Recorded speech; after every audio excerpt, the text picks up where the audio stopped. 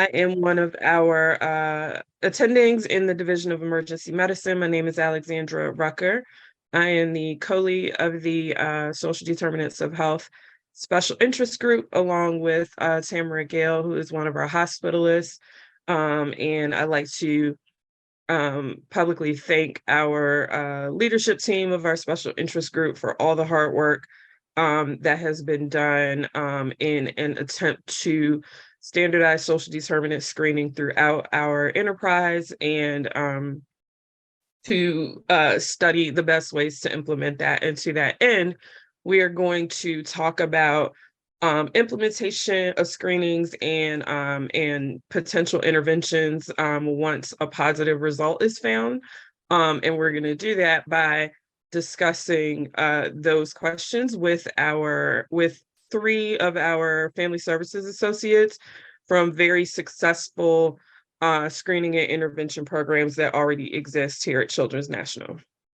So I'd like to thank our panelists for coming. I'd like to introduce first Amanda Jepson. She's a family services associate here at Children's National and conducts screenings and interventions with our critical care patients in the PICU and on our general medicine patients on FAST, which is our short stay unit. We can see the notes in the chart from this outstanding group of FSAs, and many referrals have been made for a variety of social needs during patients' inpatient stays. Next, I'd like to introduce Karima Williams-Lane, who is a family services associate who works with the Community Core program sponsored by the Clark Parent Child Network, which was created to assist children 0 to 3 and their caregivers and families. It's run out of Goldberg Center, which is our network of outstanding primary care clinics. And then Caroline Van Buskirk is a family services associate at Children's National, and she conducts screenings along with a team of family services associates for our postpartum mood and anxiety disorders, or PMADS program, for caregivers of infants in the ED and NICU. And their screenings have uncovered many caregivers with PMADS who previously would have gone undiagnosed and untreated. But I particularly wanted her to speak today because they've uncovered a number of significant social stressors that accompany the mental health issues of our very newest caregivers. So and they are supported by our outstanding team of social workers, specifically Brooke Goodwin at our Community Core program. Gayle Gilmore supervises our FSAs on FAST and PICU, and Carol Chase works very hard with our PMAD screenings program. And so I would like to thank everyone for coming, and we will start with Amanda, who I wanted to ask each of the panelists to tell us, first off, just what population they work with, the approximate numbers of screenings that they conduct per whatever unit time that they collect their data in, and what social drivers of health or social determinants of health they uncover most often with their patients. So first off, Amanda Jepson, thank you for being here.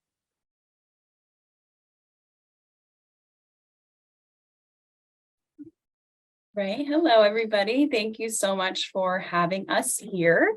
And thank you for the introduction. Again, my name is Amanda Jepson. I'm one of the family service associates here on the inpatient team. And yeah, I help screen for social determinants of health on the PICU and on our FAST service on 4 Main. Okay, so just some quick facts. So on the PICU, we started in last February, so we've been screening for a full year now, which is awesome. We've screened over 170 patients since I made this presentation, and there have been now over 96 positive screens. The positivity rate in the PICU is about 56%, which is really interesting, and we have about 1 to 2 per day. It's just me right now screening in the PICU, but we did start off with 2 FSAs, so that has since changed. And then on FAST, on 4 Main, we began screening in March 2021. Over 1,300 patients have been screened, and almost 400 positive screens. So that positivity rate is about 30%. And it's been typically 2 to 3 FSAs. I work with my colleagues here. We all do the screens. We have about 8 today alone. So it ranges pretty much, I would say on a low day, 4, and then on an average day, pretty much 8 to 10. All right, so the population we work with, at first we started off because the PICU is a research study. So we had to make some criteria just because we weren't sure what our capacity would look like, what our numbers would look like. So we started off with just severe asthmatics. These kiddos would need to be on BiPAP for over 24 hours, be receiving terbutaline, or be intubated, or a combination of the 3 to be eligible for screening. But then we did change to all asthmatics in August. And then coincidentally, we lessened 1 FSA, so we changed to all of them and, lessened our staff, but we've been pretty good at keeping up with the numbers. And these demographics, I just wanted to point out, we do track this in PICU, but not on FAST. So 85% of these patients who have been screened have been Black or of Hispanic origin. And then on FAST, many the diagnoses range greatly. We see bronchiolitis, we see asthma, we see sepsis rule out. It could be anything on there. These families are going in and out, usually, so they could be in for anything. And then I did just want to kind of do a map of the top 10 zip codes that we see on both services. As you can see, there's like 6 of them who where the screens are most common, and these include all screens. So I didn't just do positives, but 20032, 20019, 20011, 20747. Those are just some of the ones that both services see the most.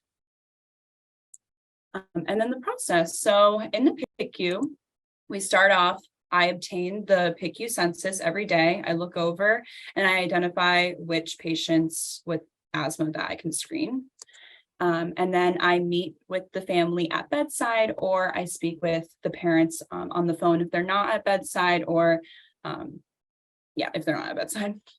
And this screen, these are the questions that I ask. So household asthma triggers, concerns of asthma at school, job training or employment programs if the parent is unemployed and looking for work, if they want help applying for public benefits, if they want help providing food, whether that be food pantry information or emergency food, if they need help with housing, and if they need help with childcare, material goods like clothing, personal items, or other. Prior to asking these questions, I do confirm the contact information, the insurance, whether there is problems with getting to and from appointments. We see that a lot on FAST, so we wanted to ask that on the PICU as well, and the household members. And then after I screen them, I distribute resources via our Children's National Social Work internet page, which I have examples of coming up, and findhelp.org, also known as Aunt Bertha. And the process on FAST, it's a little different. So we access the FAST on 4 main patient listing via Cerner. And once we do that, we attend the case management rounds where we can hear the discharge timings, the plans, if they're going to the OR, if parents are at bedside. This is also an opportunity for the medical team to identify any social needs and bring it up with us if not previously identified with social work before rounds.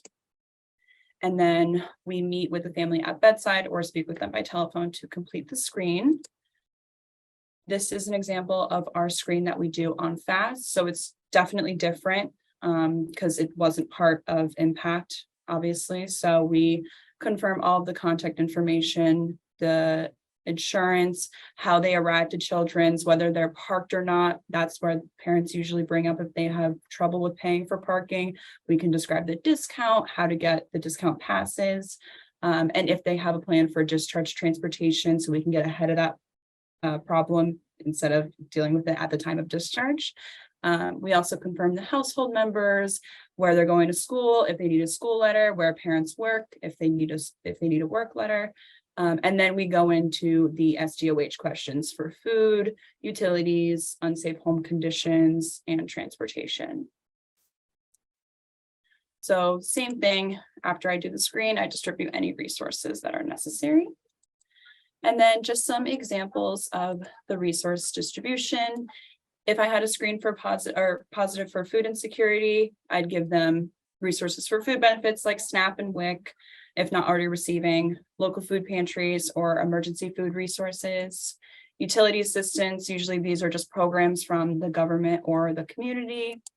For positive household asthma triggers, we would write a call to action letters for the family to give to their landlord, basically just calling out the problem, that they brought it up to us and it could be contributing to the hospitalization, as well as legal resources like Children's Law Center and any other county or government resources available.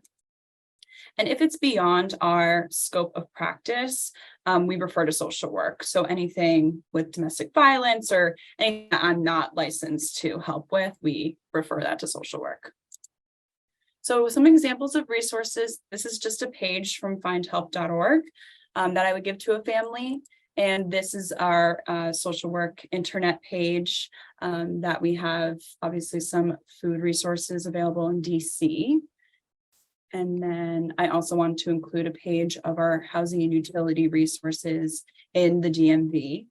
And this is an example of a letter that I would give to a family to give to their landlord if they brought up anything. Usually I find out if the family has addressed it with the landlord before and they're ignoring it, or if this is the first time, and I would make that known in my letter. And then on the bottom of each page, for our resource page from the social work internet page, there's a QR code for the family to scan to access more resources. So if I give them this page and they think later that they need help with food and they didn't bring it up with me, they can go ahead and scan that on the page that I gave them and be able to access the resources for food. And if I email families these pages, not only do they have the QR code, but I do include the link in my email signature, so they always have access to it.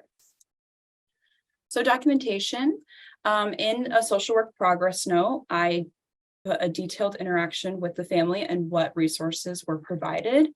And we also started adding an entry under the social history tab, specifically in the home environment section. So under histories, home and environment, and add.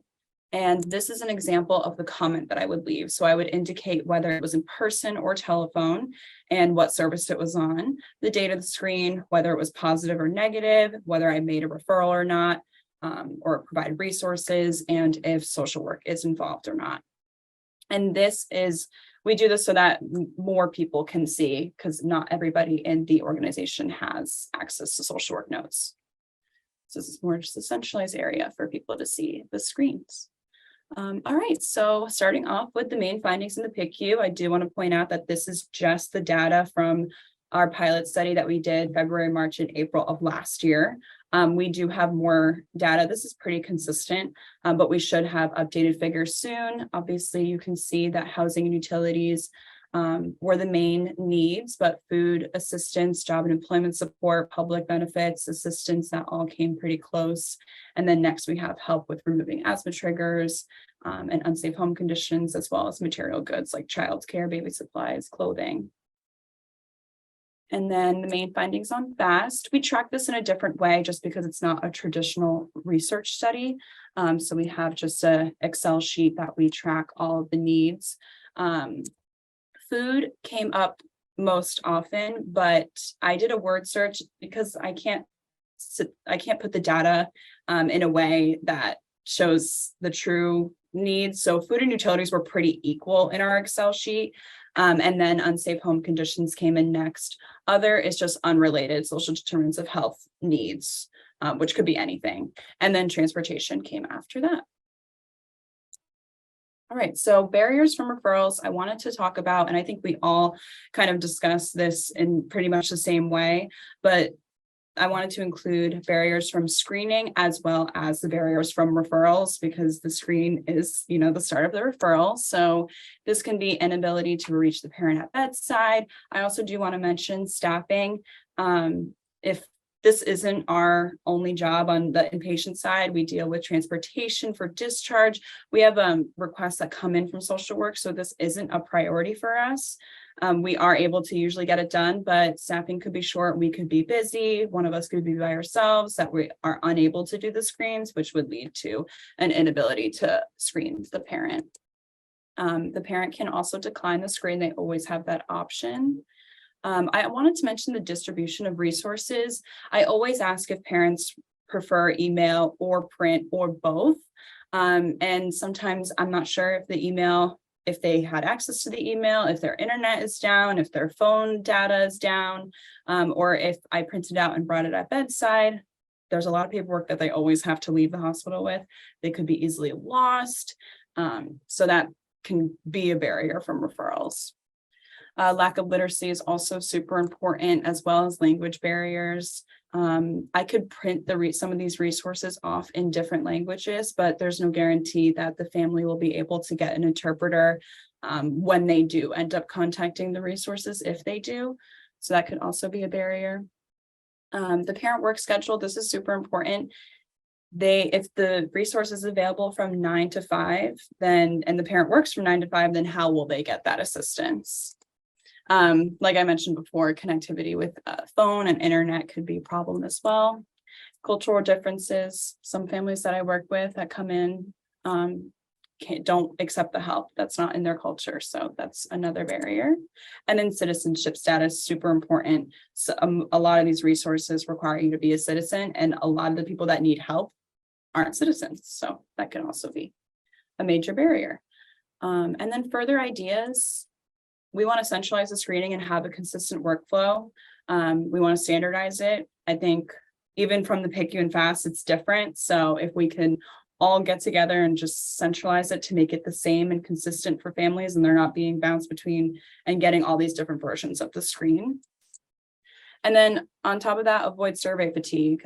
Since a lot of the part of our organization are doing these screens, these families can get fatigued by just answering these questions over and over and over again. So we want to put the results of the screen where everybody can see, which is why we started doing it in the social history tab, just to make it more available so that people can see, okay, they've already been screened. And then following up, this is obviously the next big part. We're not doing a ton of follow-up on FAST or the PICU. Obviously, if they come in and they've already been screened, we would do a quick follow-up, but that's not common. So we want to figure out, are these families even contacting the resources? If they are they being helped? If they're not being helped, why not? Do they not qualify? Is it too difficult to qualify? Are they able to access the resources? Are these resources even helpful? We don't know the answers to these questions, and obviously we're doing all of this work, but it would be nice to know that our work is worth it. And then electronic screening, we are about to do this in the PICU. Starting next month, we'll be able to compare the results from electronic, non-conversational. I would go in and hand the family an iPad. They would complete the screen and not talk to me, versus comparing it with the results of an in-person conversational screen. It's been a big conversation, and a lot of the data shows that the anonymous screening yields more honest results. But on the other hand, I'm able to speak with the family, make them feel comfortable to open up, read body language. So yeah, that will be interesting to see the data from that. So that's it from me. And we'll stop screen sharing. Thanks, Amanda. And we are gonna hold questions until the end. So keep track of your questions. I just want to make sure that all of our outstanding FSAs have a chance to speak. Next, we're going to hear from Karima Williams Lane, who is one of our FSAs in our community core program from our primary care Goldberg Center clinics.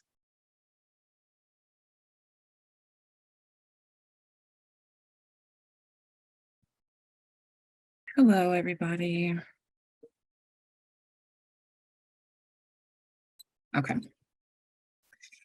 Okay, so my name is Karima Williams Lane. I'm an FSA. I work at the Shaw Metro Clinic. And let's go. So the population that we work with here are families with children 0 to 22. We have adolescent health clinics, so we see children, adolescents until they're 22. So I just wanted to go explain a little bit about how we screen. Our screeners are included in the packets that families receive at well child checks. It can include for our infants, the EPDS screen, and for ASQs as the children age. Our community core FSAs work strictly with 0 to 3, and there's our families are screened at well child checkups. Because the children have a lot of visits in the first 3 years, we picked certain times to screen. So it's 2 months, 6 months, 12 months, 2 years, and 3 years. And then for general, they're screened once a year at their well child checkups. This is an example of what our screen looks like. We have 11 questions. They touch on a bunch of different things: literacy, food questions, domestic violence, housing conditions, or intimate partner violence. And here's our screen in Spanish as well. So for community core, FSAs follow up on screens. For general ages 4 to 12, at Shaw Metro, we have a FSA that follows up on screens, and then social workers at Anacostia, Columbia Heights, and Shepherd Park follow up on the screens. Shaw is our largest clinic, so we have a larger number of screens, as you'll see in the data I show in a minute. And of course, if we come across any safety concerns, i.e. intimate partner violence or abuse that arises either based from the doctor or from the screen, they are forwarded to or referred to social work. FSAs don't follow up on those things. So this is a little bit about what our data has looked like over the last quarter of 2022. We're screening roughly 1,000 families a month, and about 300 plus screens are positive across all 4 centers currently screening. This is a little bit about showing you Anacostia's data for the last quarter. The dark colors are community core. So the bottom, the darkest is positive, and the slightly lighter blue is our negative. And then 4 and up is the lighter colors. So the light blue and the lightest blue are their positives are this medium blue color. So you can see Anacostia's numbers. This is Columbia Heights, Shepherd Park, and then Shaw. And you can see we have a significantly more screening done here at our largest clinic. And this is just a little bit about what the positive screens look like in December. So you can see how many screens. So it's about 80 plus for Shaw and older kids, and and you can see the numbers. So it varies across centers. So the major social determinants of health that we uncovered in our screening is housing.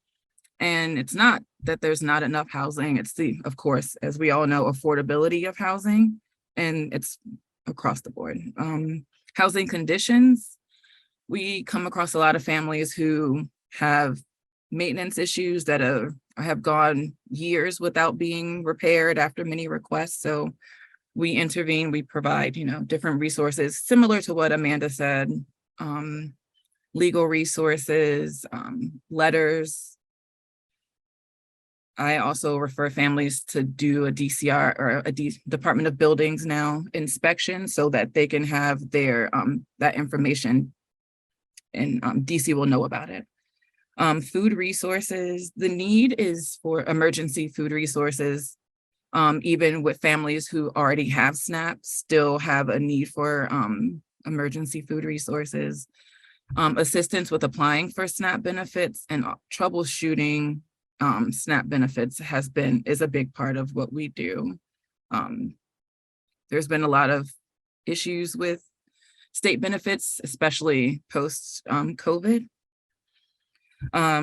Children's health insurance, especially since we deal with so many babies, we're finding a big need or a big issue with them adding children after families repeatedly adding them to their case. They're not being added, which is not as big of a problem at our centers, but when they go to the hospital, they face a lot of pushback, not having a card, not being able to see specialties. So that's been a big issue. And childcare, just the need for childcare, and the childcare subsidy program is quite difficult to navigate. And so we have a lot of families needing assistance with that. So once a family is screened, there's multiple ways that we interact with them. Sometimes we're called to the room based on if the doctor feels like the needs are an emergency need, or if there's a number of needs, they'll call us to the room and we'll meet with that family there. Most often it's calls. We do text messages if the families prefer that way of communication, and we use Google Voice. And then emails, which is probably our second largest way of contacting families. Our initial discussion or conversation with families includes, we discuss the needs identified on the screens or needs identified by doctors from the screen. We ask the family to expand or explain on the needs identified. We discuss resource options for each of the needs identified, discuss the process needed to access each resource, and we also confirm what methods the families want to receive the resources. We can email them, give them handouts or QR codes, but I like to make sure that I'm giving it to the family in the way that they feel like they would use it best. These are an example of our social work resources that were produced by the social work department or family services department. They're not the only resources we use, but they're nice and pretty to put on in a presentation. So, and here is the same food resource in Spanish as well. So when we do follow up with families, I guess we have a larger capacity to follow up with families here. So we try to follow up within 2 weeks of the initial conversation. And following up can really look different for every single family. It depends on the family's needs. Examples of what follow-up would be like a simple email, just asking if they were able to use the resources. Maybe following up with Children's Law Center to ensure they've actually reached out to our family. Or if we've I come up with action plans with families about how to address certain needs. So I'll follow up with them and see if we need to readdress the action plan or anything like that. So when I broke barriers up into family barriers and system barriers, of course, they expand further than the 4 in each, but incorrect or lack of contact information, the family's level of literacy, the lack of follow through with families, and work schedules. A lot of places that they need to get help are open at the exact same time that many businesses are, that their jobs are open. So families often just can't get to the emergency food resources that are open from 10 to 4, and they work a 9 to 5 job. So we find that that's a big barrier. System barriers, language and cultural competency. While we have the ability to communicate with families in different languages, when they go out into the community and reach out to other resources, they don't have that ability. And so they find it quite difficult to navigate.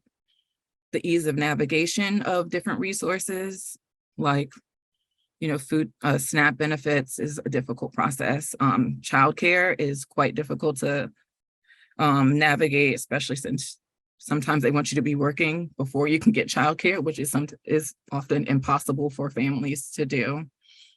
Transportation, we can provide transportation to our facilities, but when they go to the ESA office. They don't get transportation. So the ability to just get to the places that they need to get the resources is a difficult thing.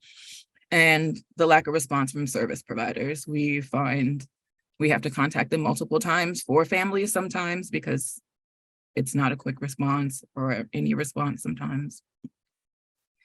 And I just wanted to share a little bit about how we document. So we are still in ECW, not in Cerner. We'll be moving there shortly in a few months. So this is the telephone encounter, and I always label it FSA so that when the doctors are looking through the encounters, they can see that the family has had contact with family services. And then this is just a little bit about like what our notes might look like. And then we collect data in ECW. So we can, I know it's kind of small, but this is the referral source. So either from the screen or the medical team, but often it's both screen, and then we get the medical team, and then we get the screen later. The resources, the care coordination, if we've worked with any of our other programs like Healthy Steps or Healthy Generations, we like to put that in there. And then the community resources. This list is much longer. It has, I don't even know exactly how many, but we collect here, like if it's food resources or parent mental health or child mental health. And that's how we collect our data. And it is pulled into a big spreadsheet. So synchronizing implementation, sorry, I can't even see the top of my slide because the bar is there. So many of our clinics have multiple programs in place. So we, like Healthy Generations or Healthy Steps. So there's notes in our system that we can see if the family has involvement with other programs. So I always go and speak with our generation social worker to see has she had contact with this family? Does she need assistance with this family, or maybe just giving her the information that she'll need to give to this family, so that we're not so many people are in contact with this family trying to push resources on them. And to help prevent screening, like I said, we partner with these programs. Like if I see that this family is Healthy Generations or Healthy Steps, I'll look in their notes to see if any of the needs that I've found have been addressed, so that we're not doing double work, but also overwhelming the families with screening and intervention fatigue. And for the future, we are moving to Cerner. I honestly am not exactly sure what it'll look like, but from what I'm being told, there will be an electronic screener in there. And so that'll be able to be viewed by the whole hospital as well.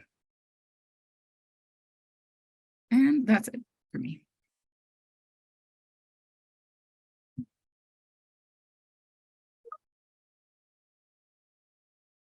All right, thank you, Karima, very much. And lastly, we will hear from Caroline Van Buskirk, who is one of our FSAs in our peripartum mood and anxiety disorders program. Caroline. Great. Well, hi, everyone. My name is Caroline. I am the FSA for the PMAD team. Let me just get this started here. Okay. Should go back to the beginning. There we go. Okay. All right. So perinatal mood and anxiety disorders, sometimes called PMADs. So what are PMADs? We're talking about the perinatal period. So that is the time frame all the way from conception throughout the pregnancy and all the way through the first year after giving birth. We talk about mood and anxiety disorders. So those are conditions such as depression, bipolar, psychosis, generalized anxiety disorder, panic disorders, obsessive compulsive disorder, and post-traumatic stress disorder. And when we talk about these being disorders, we are talking about conditions that are affecting your ability to live your daily life. And this is our team. So we are comprised of 2 social workers, usually 2 FSAs, Right now, it's just me. And then we have a NICU psychologist, Dr. Erin Sadler, and her fellow Cassie, that also help assist with some of our families in the NICU. So the PMAD team at Children's, we screen in the ED and in the NICU. It's structured a little bit differently. So in the emergency room, we are meeting with any caregiver with a child that is less than 7 months old. So that could be a baby that's 3 days old. It could also be a child that's 6 months and 29 days old. In the NICU, we tend to see people for longer stays. So we structured a little bit differently. We will approach at the 2-week mark and then check in about once a month for the first 6 months. We try to meet with everybody that we identify as eligible. And I think it's a common misconception. A lot of people hear postpartum depression and they think that's only for mom.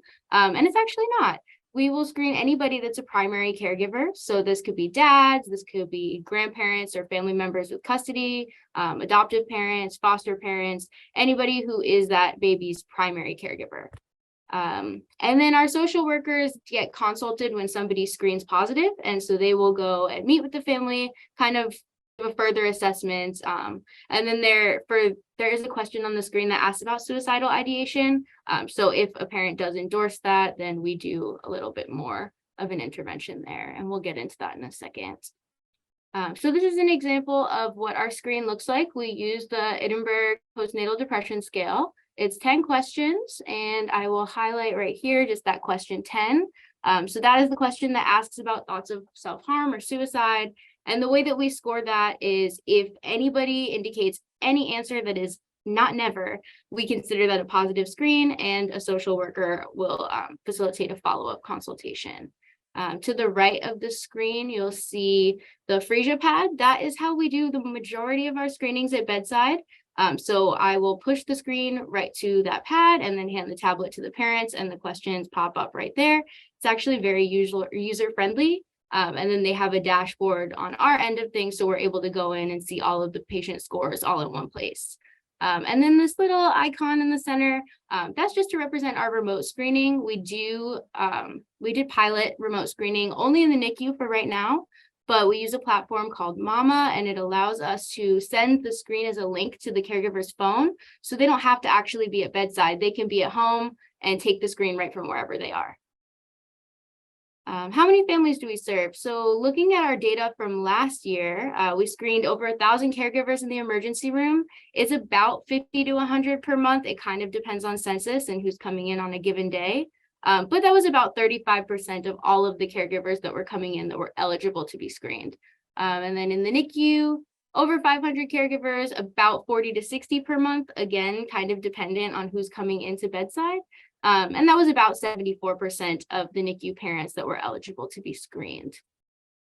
The need for support. So looking at that 2022 data, about 200 parents in the emergency room were positive for some symptom of a PMAD, which is about 20% of the people that we screened. And then about 3% were positive on that question asking about suicidal ideation. And in the NICU, you'll see the numbers a little bit higher. About a little over a quarter of the people we're screening in the NICU are positive, and about 5% endorsing suicidal ideation or thoughts of self-harm. And then just to look at our follow-up process, so kind of a breakdown of how we conduct the screening starts with the FSA. So I would be approaching the bedside, introducing the program and the screen, and there's kind of 3 different outcomes. You could consent to screen and screen negative, consent to screen and screen positive, or just decline the screening. If somebody screens negative, I would typically follow up with just some universal education. We have handouts. I did not put them in the presentation, but they are linked on the social work website as well. So just give some universal education and document, not much follow-up needed. If they are positive or positive on question 10, FSA will educate a little bit, get their contact information, and then notify a social worker that the screen is positive. And then the social worker will follow up, usually at bedside. Sometimes they will follow up by phone, but most often it is at bedside. If it is a positive on question 10, I will typically wait outside of the room until a social worker arrives at bedside, just for safety. But then the PMAD social worker will create a follow-up plan, meet with the family, do a little bit further assessment, and then kind of come up with a follow-up plan and give them the appropriate resources and referrals kind of on a case-by-case basis. For remote screening, this is a pretty similar protocol. If a parent screens negative, I'll call them on the phone, talk about their results, and then ask if they need any resources or additional support. If they're positive, same thing as if it was at bedside, I would notify the PMAD social worker, and then they would reach out on the phone to complete that same follow-up assessment, but just over the phone. And then if they're positive on question 10, we have a social worker call them immediately for a follow-up. And we also have additional safeguards on our remote screening platform. So there are questions about putting in an emergency contact information, putting in your current location, just in case we do need to send mobile crisis or some form of crisis response out to the parents. And then we always honor the parent's choice to opt out, unless it is a safety concern and they've endorsed suicidal thoughts, then we will have a social worker follow up regardless. We were talking a little bit about documentation earlier. I just wanted to note the PMAD documentation is not under the social work notes. It's actually under a separate folder, confidential folder titled parental documentation. So I think a lot of people look for our notes under social work. It's actually under a separate folder. And then here's just an example of one of my notes. I'll always put in contact information, the score right at the top so you can see it, and then a little bit of detail about my encounter and conversation with the parent. Interventions provided by our social workers. So there are a number of interventions, counseling, coping strategies, motivational interviewing, community-based crisis information, care coordination, assisting caregivers with increasing their social support and strengthening their support systems at home. And then also a lot of parents we see maybe have a mental health history and already were working with a mental health professional or had a previous treatment plan. So kind of just helping them adhere to that plan and get back on track. We also, for positive 10 caregivers, we provide crisis intervention. And I think I mentioned earlier, some of those further screening and assessments just to address the suicidal piece there. And then we make tons of referrals to Dr. Erin Sadler, who was on our team slide earlier in the NICU. We refer to a bunch of different psychiatrists and therapists for perinatal mental health, but also people that don't specialize in perinatal mental health. Sometimes we might screen a parent who's going through some kind of mental health challenge, but it may not be PMAD specific. However, it doesn't mean that they don't need the support. Lactation consultants, community health clinics, support groups. And then looking at just January of 2023, because we've kind of just recently started tracking some metrics on the follow-up and referral piece. These were kind of our biggest interventions and referrals from last month. The most common being counseling, coping strategies, and care coordination and case management. And then our most common referral was to therapists that specialize in perinatal mental health. Also, just to talk about the follow-up piece. So a little snapshot for everybody. Looking at January of 2023, we were working with about 25 caregivers just for ongoing follow-up support. 21 of those were new referrals. So that could be from a positive screen, or it could be a social worker that notices a parent in the NICU and has some concern and refers them to our team just to do a consult. And then a few repeat referrals as well. This could be someone who wasn't able to connect to the resources we gave them, or maybe got discharged from the NICU and comes back through the ED and still needs further assistance. But I did want to just highlight that we were working with only 25 caregivers in January for follow-up support. However, the amount of phone calls and encounters on our end, it was about over 130 different follow-up attempts, phone calls, conversations, texts. So a lot more actually goes into that. And I don't think that's captured when you just see that 25 caregivers. Barriers to providing care. So I kind of split it up as well in barriers to screening and barriers to referrals. Staffing is probably one of our biggest barriers to screening. We know that a lot of our parents are coming in the emergency room either later at night or overnight. Those are harder shifts to staff. And also we have a lot of NICU parents that maybe work or have other kids to take care of and can't make it during the week, but they're here on the weekends. And we have limited weekend coverage as well. So that can definitely be a barrier. We also are a small team covering 2 kind of large units. So sometimes we might miss somebody if I'm screening in the NICU and someone gets discharged from the emergency room. So staffing can be a barrier as in that respect. Parents unavailable and not at bedside. Like I said, there are a lot of parents that work or maybe can't make it to bedside, have issues with transportation. And then sometimes they're just not available. If I come to the room, they might be meeting with other staff members, the medical team might be present. So those things can kind of get in the way of my ability to actually connect with the parents face to face. Language barriers. We do offer the screening and resources in both English and Spanish, and we have a number of different translated versions of the screen. However, not all of them are validated, and sometimes there are languages that come up that we just don't have resources or a translated version of the screen. Off the top of my head, I can think of Creole or Amharic. So it's kind of limited in using the screen in that way. There's also different cultural differences depending on people's backgrounds. Some people are more willing to talk about mental health than others. And so we always respect that right of the parent to decline, but it can be a barrier. Census surges can also be a big barrier in space, but also in people's willingness to complete the screen. I think a few months ago when we had that big RSV surge in the emergency room, there were really long wait times. So that meant people were taking longer to get roomed, which means we couldn't approach people because they were just sitting in the waiting room for hours, or also they were sitting in the waiting room for hours. And by the time they got a room and we were able to approach them, they were frustrated and they didn't want to talk and do the screen. And that's totally valid. But that has been a big barrier as well. And also the fact that it's a high stress environment. Part of the reason that we screen in the NICU and the emergency room is because they're high stress environments and there's more of a likelihood to need that extra support. However, the other side of that is that sometimes people don't want to have that conversation at that moment. If you have a really high acuity patient and the parent is focused on their child's health, they may not want to engage in a conversation about their mental health or postpartum depression. In the NICU, if they're having a conversation around end of life, or maybe the child has an event, that might not be the best day to have that conversation. And so that can be a barrier in our approach as well. I wanted to talk about social determinants of health and how it kind of comes up in our work, because it actually, in a way, becomes a barrier to our work trying to address the mental health piece.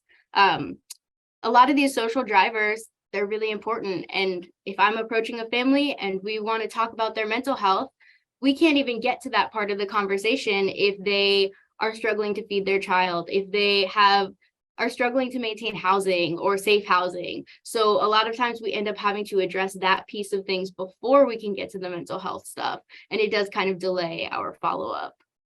Also language barriers, just like there are language barriers to conducting the screen, finding community providers or support groups or resources that are offered in languages other than English and Spanish has also been a challenge. And I think Amanda touched on this earlier. A lot of the resources we refer to have requirements around proof of citizenship or showing a visa, or you might have to be a resident of a certain county or a DC resident to access some of these services. And that becomes a challenge as well. And then lastly, just lessons learned. So some of the things we've learned through our screening, the importance of safety protocol, especially when we're talking about mental health and the question around suicidality. Having an airtight safety protocol is something we've really tried to work to develop. And that's kind of always our first priority in terms of like program development and making changes to protocol. Also the utilization of technology, both through using the tablet, which I think is much more user-friendly and people enjoy using that more than the paper screen, but also using the remote screening has really improved access to care and trying to help give those parents that can't be present at bedside all the time access to the support and services that we offer. Community resources and referrals, we've learned a lot about that through the development of our social work resource website. Our 2 social workers, Anna Kuzman and Caroline Friedenberg, I think they're on this call. They were amazing in helping develop this entire website, and the FSAs as well. We have been vetting the resources. So I think as a team, we've all learned a lot about what's available to our families that we serve in the community and what those referral processes look like, and are these actually strong resources that we want to be giving to our families. And then lastly, I think one of the biggest lessons we've learned is about the importance of cross collaboration between the multidisciplinary teams. So we work very closely with NICU social work, as well as the bedside nurses in the NICU, medical staff in the emergency room. We're kind of talking to everybody all the time just to do anything that we can to improve our ability to approach these families. So that might be me reaching out to the NICU bedside nurses, asking them to let me know when parents show up at bedside, or maybe if we have a crisis with a parent in the emergency room and I don't have a social worker available to respond to my screening in the NICU. NICU social work has been really great helping with that. And also just community organizations as well. We really want to make sure that we give a warm handoff for our families, because we can't follow up with them forever, endlessly. So sometimes you might have a family that gets discharged from the NICU and transferred to another unit. And that may be us communicating to the social workers on another unit to make sure that they're aware of the need and that that parent doesn't fall through the cracks. And also community providers. So if we have a parent get discharged and they are a patient at the ARC, I might reach out to the social worker there and kind of let them know of the need. And just, yeah, it's all about making sure people don't fall through the cracks. And that communication has been huge for us. And then we are a quality improvement team and quality improvement project. So thinking about quality improvement in the context of social determinants of health, even though that's not our primary thing. I think Amanda touched on this, and Karima too. Standardizing SDOH screening, I think we have demonstrated that there is a need across the board. It's every unit of the hospital, it's outpatient, it's inpatient, and finding a way to standardize and centralize, a way to assess and address those needs, I think would be really important. And if we're going to centralize and standardize it, you have to have a streamlined protocol. I think we are all kind of addressing and assessing these needs in different ways. And I think it would be helpful to kind of streamline and division of labor, who's responding to these screens, who's follow-up responsibility, just kind of nailing down that protocol. And then improving the cross collaboration and that communication. I think a lot of people, they discharge and then they are no longer our patient, and then they might come back through the ED a few months later, but the need didn't necessarily go away. So I think we really need to put effort into finding a way to help avoid some of those people that do slip through the cracks. Exploring the options of remote screening to help kind of reduce those barriers to care and give that access to the parents that can't be present all the time.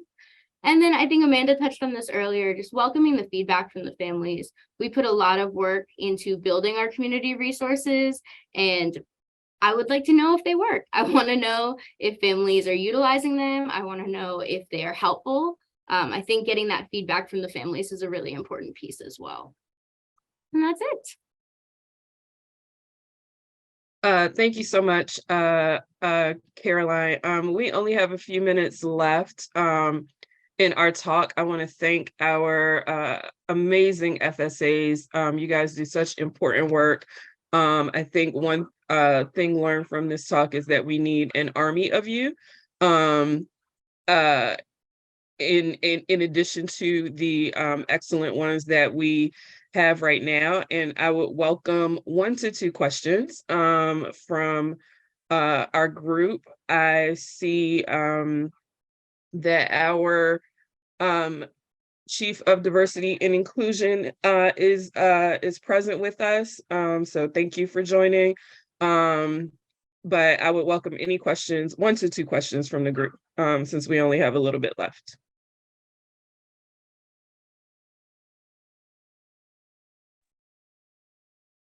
Hi, I have a question. Yeah, go ahead. Definitely. Yep.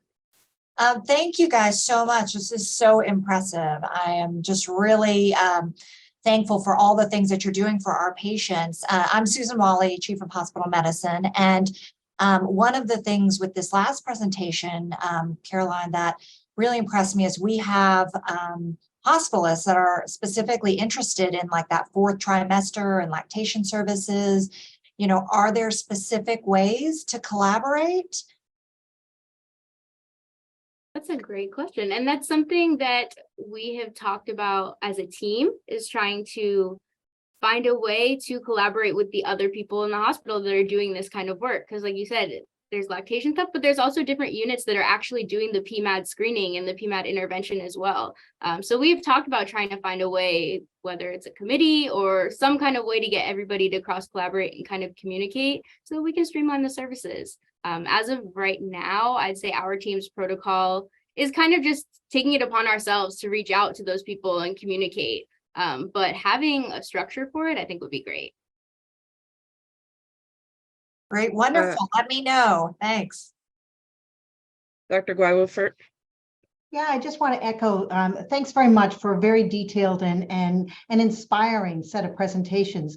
You know, I think that this great work being done, and I would encourage you to pick up on Susan's point about collaboration.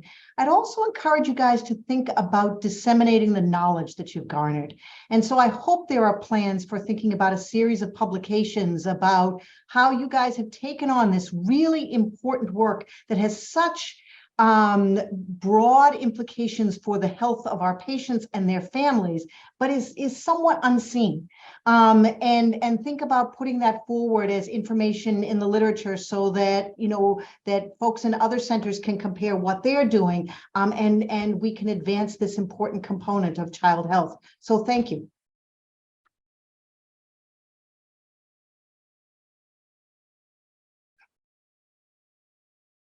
Sorry, muted. There's time for one more question. Otherwise, we will, does anyone have one more question? Otherwise, we'll allow you to enjoy your afternoon and profusely thank our panelists. Anyone have any other questions? Awesome. Thanks everyone for joining. Please do get in touch with Caroline, Karima, or Amanda about, as well as our social work team who supports the work of the FSAs, and vice versa, regarding collaboration or further inquiries into what they do and how we can collaborate. And thank you very much. Thank you, everyone.